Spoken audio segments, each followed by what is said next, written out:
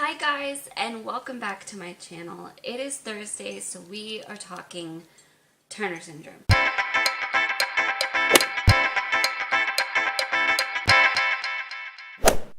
You'll have to excuse if I'm a little off my game today because I am not feeling great.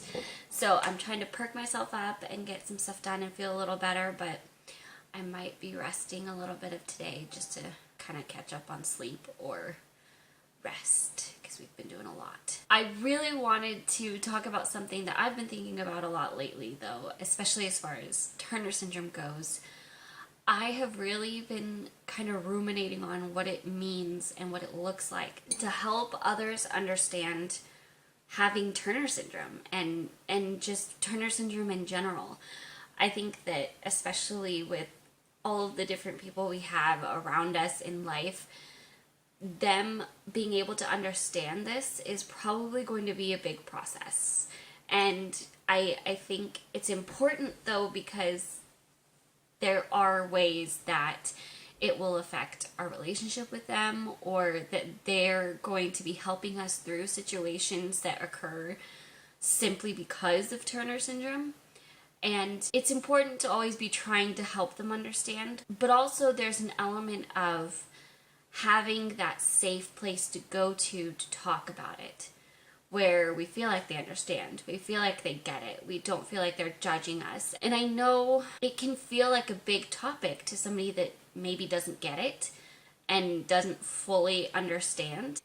It can feel like a big thing to kind of walk with somebody through.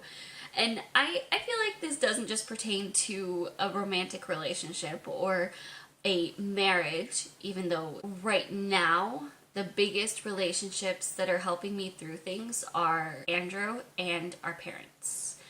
Both of our parents are amazing when it comes to this stuff. They have been so supportive. They've been so just loving and caring and willing to listen, and it's been amazing.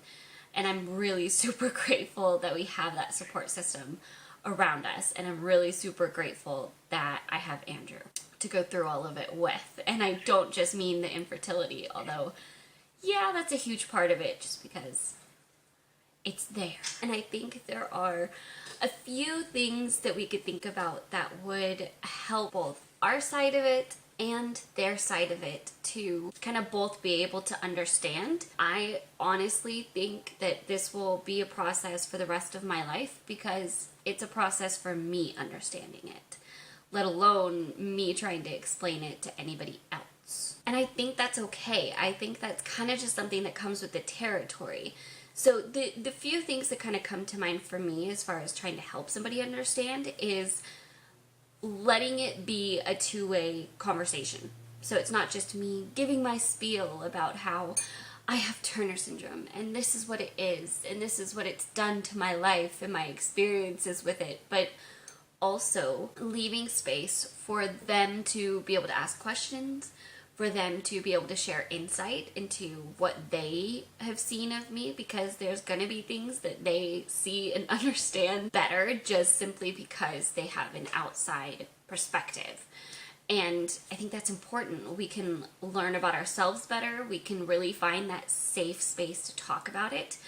And I'm a huge verbal processor, so that for processing is so valuable to me and is an incredible bonding experience for me. The second thing that kind of comes to mind for me is to be open to them not understanding. And I don't mean them being judgy. I mean them not fully getting it. Allow them that time in the beginning to really process, because they may not understand completely in the beginning, and it'll be a process for them just like it's a process for you.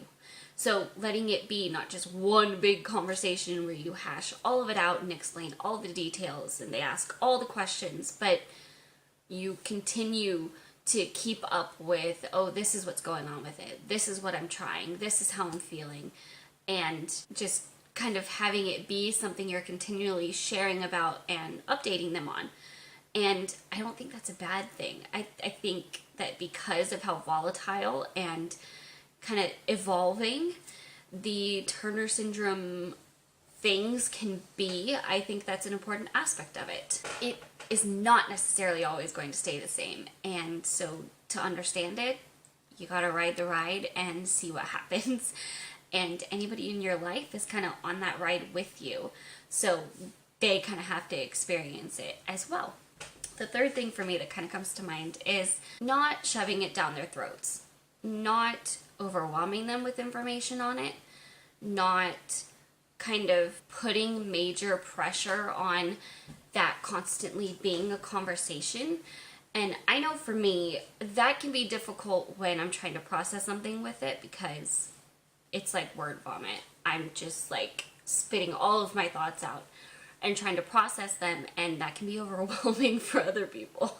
So sometimes the best thing is a little slower of a pace, and that could be good for you as well, because there's a lot. The last thing that I've kind of debated on is the information that's out there. Do you share it with them? Do you not?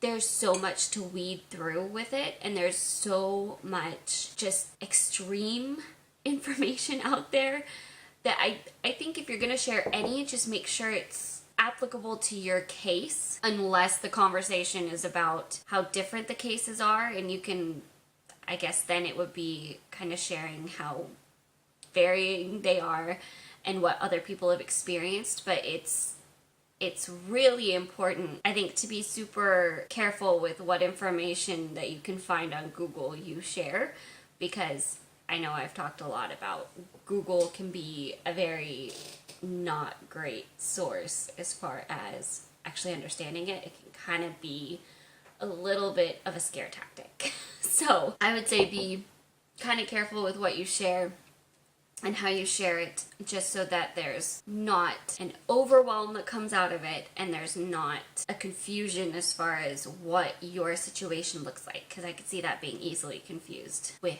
what Google has to offer. So those are kind of the things I've been thinking about as far as sharing it with others. And of course, telling your story, telling what happened, how you were diagnosed, all of that is a very vital part of that.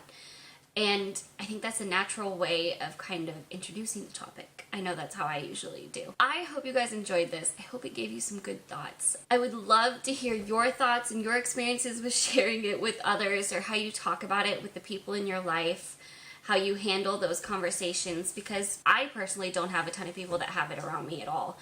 And so it was a very new thing to them, and I've had to navigate being able to talk about it with them and how that looks.